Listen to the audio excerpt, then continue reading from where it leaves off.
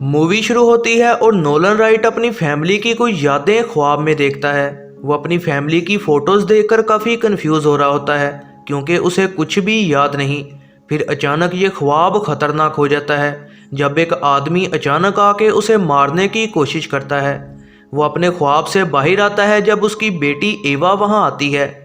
फिर वो आहिस्ता आहिस्ता अपने बारे में जानना शुरू करता है और उसे पता लगता है कि वो 33 साल का है और एक फोटोग्राफर है।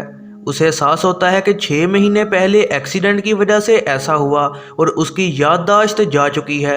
और पता लगता है कि उसकी बीवी रेचल राइट भी मर चुकी है। फिर एवा की स्कूल टीचर आकर कहती है कि वो उस पर केस कर देगी अगर वो इस तरह से अपनी बेटी के साथ अजीब बिहेवियर करता रहा। उसके क्लाइंट भी फोटोग्राफी नहीं करवाना चाहते और कहते हैं कि जब तक उसकी याददाश्त वापस नहीं आ जाती उसे कॉन्ट्रैक्ट नहीं मिलेगा। वो फैसला करता है कि उसे अपनी यादें वापस लाना होंगी। वो एक एक्सपेरिमेंटल प्रोसीजर करवाना चाहता है ताकि वो अपनी याददाश्त वापस ला सके। ये काम डॉक्टर लिलियन ब्रुक्स करेगी। ये थेरेपी ब्लैक बॉक्स नामी चीज़ से की जाती है और ये डिवाइस उस शख्स को मेमोरीज पर फोकस करने में मदद करती है। फोकस करने के बाद इन यादों को निकाल कर ख्वाब में बदल दिया जाएगा और वो ये सब यादें अपने ख्वाबों में महसूस कर पाएगा। वो कहता है कि ये जल्दी से जल्दी किया जाए क्योंकि उसको अपनी बेटी का ख्याल भी रखना है। वो फिर पहली बार ब्लैक बॉक्स पहनता है। उसे डिवाइस में बस डॉक्टर ब्रुक्स की आवाज़ आ रही होती है और एक अजीब निशान को दिखाया जा रहा होता है ताकि वो अपने ख्यालों में जा सके। कुछ देर बाद वो किसी और डिमेंशन में चला जाता है। वो एक कमरे में होता है जिसमें कोई और नहीं होता और कोने में घड़ी पड़ी होती है। डॉक्टर ब्रुक्स कहती है कि वो घड़ी को घुमाए ताकि वो अगली याद में जा सके। फिर अगली याद में वो अपनी शादी में होता है जहाँ पर एक लड़की उसकी तरफ आ रही होती है जो कि शायद उसकी बीवी है। जब दुल्हन पास आती है तो वो देखता है कि उसका चेहरा गायब है और शादी में मौजूद हर कोई भी ऐसा ही है। इसी दौरान एक आदमी अजीब तरह से चलते उसके पास आता है। वो डर जाता है और फौरन ही जाग जाता है। वो इस इलाज से काफ़ी डरा होता है लेकिन खुश होता है कि वो शायद ठीक हो रहा है। वो ये बात अपने भाई डॉक्टर गैरी को भी बताता है जो कि डॉक्टर ब्रुक्स वाले वार्ड में ही काम करता है। वो ये यादें देखकर काफ़ी खुश होता है। उसे उम्मीद होती है कि वो ठीक हो जाएगा और अपनी बेटी के दोबारा क्लोज हो पाएगा। फिर वो दोबारा डॉक्टर के पास इलाज को जाता है। डॉक्टर उसे कहती है कि शक्लों के बगैर विजन्स देखना शुरू में ही होगा और फिर आहिस्ता आहिस्ता वो ठीक होने लग जाएगा। वो फिर अंधेरे से होता हुआ फौरन एक कमरे में पहुंच जाता है जहां उसे बच्चे के रोने की आवाज़ आ रही होती है। फिर वो बच्चे को उठाता है जिसका चेहरा भी गायब होता है। इसके बाद वो टूटी हुई प्लेट्स को देखता है और एक औरत रो रही होती है और औरत का चेहरा भी गायब होता है। कोने से एक आदमी रेंगता हुआ उसकी तरफ आ रहा होता है। नोलन फिर से इस चीज़ को देखकर काफ़ी डरने लग जाता है।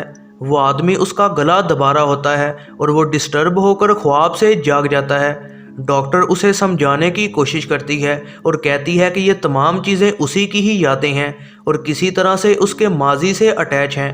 इस बात से कंफ्यूज होते नोलन अपने भाई गैरी से बात करता है और बताता है कि उसे यादों में क्या नज़र आया। वो पूछता है कि क्या वो अपनी बीवी को मारता था। डॉक्टर गैरी कहता है कि ऐसा कुछ नहीं है और वो परेशान ना हो। अगले दिन नोलन एवा के साथ एक अपार्टमेंट देखने जाता है और वो देखता है कि ये बिल्कुल वैसा ही है जैसा कि उसे ख्वाब में नजर आया था। वो देखता है कि एक औरत और बच्चा सोफा पर लेटे हुए हैं, इसलिए वो फौरन दरवाज़ा बंद कर देता है। वो सीढ़ियाँ चढ़ता है और उसे फिर से यादें आने लग जाती हैं। वो देखता है कि एक आदमी सीढ़ियों से नीचे गिर रहा है। फिर वो इस बात से काफ़ी कंफ्यूज हो चुका होता है और दोबारा अपने भाई डॉक्टर गैरी से मिलता है। वो अभी भी सोचता है कि वो बीवी को मारा करता था। डॉक्टर गैरी कहता है कि ऐसा नहीं है क्योंकि वो जानता है कि वो कितना अच्छा फादर और हस्बैंड था। नोलन की कन्फ्यूजन पर डॉक्टर गैरी उसकी रिपोर्ट पढ़ता है। उस रिपोर्ट में लिखा गया होता है कि नोलन का दिमाग मर चुका था और फिर वो 3 दिन बाद दोबारा से जाग गया। इन डिटेल्स की वजह से वो दूसरे डॉक्टर्स के पास जाता है कि कैसे नोलन का दिमाग 3 दिन में ही दोबारा से जाग सकता है। उसे पता लगता है कि डॉक्टर ब्रुक्स ने उसके भाई पर तजर्बे किए हैं। इसी दौरान नोलन तीसरी बार इलाज को जाता है। इस बार वो दोबारा से शादी वाली विजन डिवाइस में देखता है उसे वही गायब चेहरे और अजीब तरह से रेंगता हुआ आदमी ही नजर आता है। नोलन इस बार बिना डरे खड़ा रहता है और तभी वो आदमी उसे थप्पड़ मारता है और किसी और याद में भेज देता है। अपनी याद को जानने के लिए वो फिर से घड़ी को घुमाता है। उसे एक और याद आती है और वो एक हॉस्पिटल में होता है और एक औरत उसे देख रही होती है। इस बार उसे इस औरत का चेहरा कुछ कुछ नजर आ रहा होता है। जब ये तजर्बा चल रहा होता है, गैरी वहाँ पूछताछ के लिए आता है, लेकिन असिस्टेंट कहती है कि वो अभी नहीं मिल सकती। तजर्बा चलता रहता है और नोलन बार बार घड़ी घुमा घुमा के कई यादें देख रहा होता है। वो दोबारा से शादी वाली याद में जाता है और अब वो उस औरत का चेहरा पहचान सकता है और ये नोलन की बीवी नहीं होती। ये वो औरत है जो कि कुछ दिन पहले नोलन ने अपार्टमेंट में देखी। वो यादों में शीशे के अंदर किसी और की शक्ल देखता है और ये यादें असल में इसी आदमी की हैं। उसे ड्रोनी सच्चाई का पता लगता है कि असल में वो नोलन है ही नहीं, ये थॉमस है जो कि डॉक्टर ब्रुक्स का बेटा है और ये 2 साल पहले मर गया था जब वो सीढ़ियों से गिरा था। और उस औरत का नाम मिरांडा है जो कि उसकी बीवी है। फिर ये तजर्बा रुक जाता है और नोलन की बॉडी पर थॉमस हावी हो जाता है। डॉक्टर ब्रुक्स इस बात से बेहद खुश होती है। मरा हुआ थॉमस अब दोबारा से जिंदा हो चुका होता है।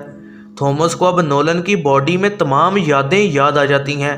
वो एवा को डॉक्टर गैरी के पास भेज देता है ताकि वो अपार्टमेंट में जाकर अपनी बीवी के साथ रह सके। गैरी फिर एवा को अपने पास रख लेता है और उसे कुछ भी नहीं कहता। थॉमस अपार्टमेंट जाता है और हर चीज़ ठीक करना चाहता है। वो आहिस्ता आहिस्ता मिरांडा को सब समझाता है। वो काफ़ी कंफ्यूज हो जाती है। वो तमाम पुरानी बातें उसे याद करवाता है, लेकिन मिरांडा कहती है कि वो आगे बढ़ गई है और थॉमस को भूल रही है। जब वो ये कहती है तो वो गुस्सा हो जाता है और मिरांडा पर हमला कर देता है। वो आदमी बेटी की तरफ जाता है और मिरांडा उसके सर पर मारती है। थॉमस जागता है और डॉक्टर गैरी के घर के पास होता है। एवा भी अपने फादर को देखती है जिस पर थॉमस कब्जा किए हुए है। फिर वो जाकर अपनी माँ डॉक्टर ब्रुक्स से बात करता है और कहता है कि एक आदमी ख्वाब में रेंगता हुआ उसके पास आ रहा था। एवा और गैरी को भी समझ आ जाती है कि नोलन के दिमाग के अंदर कोई और आदमी रह रहा है। थॉमस को बॉडी का पूरा कंट्रोल लेना होगा। ऐसा करने को उसे अपनी याद में रेंगने वाले इंसान को मारना होगा। थॉमस याद में जाता है और उसी आदमी को देखता है। वो आदमी जब पास आता है तो पता लगता है कि ये आदमी असल में नोलन है। फिर नोलन और थॉमस के दरमियान वहाँ लड़ाई शुरू हो जाती है। थॉमस आखिरकार नोलन को मारने वाला होता है। तभी एवा की आवाज़ आती है और नोलन खुद को पहचान जाता है। थॉमस उसे मारने लगता है और तभी उसकी बीवी मिरांडा की उसे याद आती है और उसे अपनी मौत का सब याद आ जाता है और उसे अपनी मौत का पता लग जाता है क्योंकि उसकी बीवी ने ही उसे मार दिया था जब वो खुद को बचा रही थी। थॉमस का दिल टूट जाता है और वो नोलन को छोड़कर अंधेरे की तरफ चला जाता है। आखिर में नोलन की याददाश्त आ जाती है और वो एवा से दोबारा मिल जाता है और डॉक्टर ब्रुक्स को ये खतरनाक काम करने की वजह से हॉस्पिटल से निकाल दिया जाता है। फिर आखिर में ब्रुक्स दोबारा अपने बेटे की यादों का डाटा बना रही होती है और वो अगले पेशेंट का इंतज़ार कर रही होती है ताकि वो ये काम दोबारा से कर सके। ये है ज़रना मूवीज़ रिव्यू। वीडियो पसंद आई हो तो लाइक ज़रूर कीजिएगा और ऐसी ही नई वीडियोज़ के लिए चैनल को सब्सक्राइब और बेल नोटिफिकेशन को ऑन करना ना भूलिएगा।